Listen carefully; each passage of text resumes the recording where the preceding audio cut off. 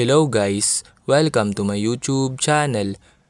Ngayon ay tuturuan ko kayo kung paano makita ang trash or mga dinilit nyo sa Gmail. Una, pumunta lang tayo ng ating Gmail. Ayan, then kapag nandito na tayo sa ating Gmail, makikita nyo sa upper part yung 3 lines. Ito siya sa left corner. Then, i-click lang natin yan. Then, kapag na-click na natin, mapupunta na tayo dito. Then, kapag nandito na tayo, scroll up lang natin. Hanapin lang natin yung trash. Ayan, kung makikita nyo, eto yung trash. Then, kapag nakita nyo na yung trash, i-click lang natin yung trash. Ayan. Then, kapag na-click na natin, makikita na natin yung mga trash or yung mga dinilit nyo dito.